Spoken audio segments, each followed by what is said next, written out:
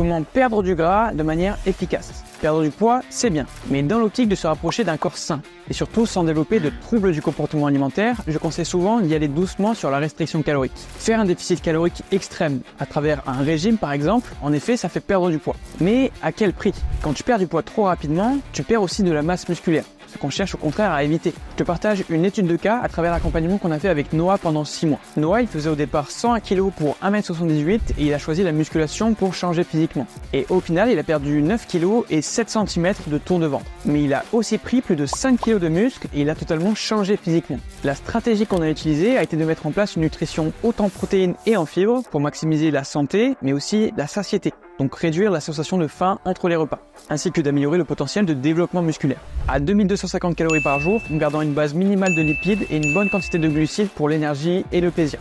Le plus difficile au début, c'est de créer sa routine, de maintenir ses habitudes et de prendre du plaisir dans le processus de progression. Pour ça, on va chercher à cocher les cases chaque semaine.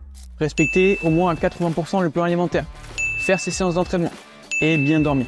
Et grâce à tout ça, au moment de faire le bilan chaque semaine, c'est mathématique, le poids ou le tour de ventre va descendre. Au bout de quelques mois, ça peut se stabiliser et c'est totalement normal. Mais vu qu'on prend un maximum de mesures différentes, le bien-être, la progression en force à l'entraînement, le rendu visuel du physique, eh bien il y a toujours du positif. Ça permet de rester focus sur l'objectif et de tenir sur le long terme.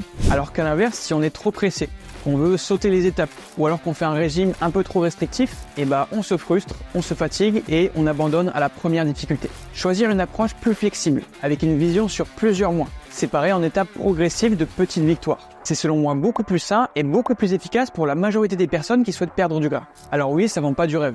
Pas de résultats magiques en seulement quelques semaines. Mais il ne faut pas regarder uniquement les mesures de poids ou de tour de ventre. Car au final, en reprenant l'exemple de Noah, même en étant en déficit calorique pendant plusieurs mois, il a pris au moins 5 kg de masse musculaire et il a explosé toutes ses performances de force. Il est passé en 6 mois de séries à 20 kg par main au développé couché aux haltères à des séries à 36 kg par main. Ça montre la puissance du corps humain et ses capacités d'adaptation. Tu peux te muscler lors d'un déficit calorique, c'est possible. Tu n'es pas obligé de faire un choix entre la perte de gras et la prise de muscle. Vois long terme, développe de bonnes habitudes et surtout aie confiance dans le processus. Et si tu veux que je t'aide à améliorer ta nutrition pour transformer ton physique comme l'a fait Noah, écris-moi conseil sur Instagram.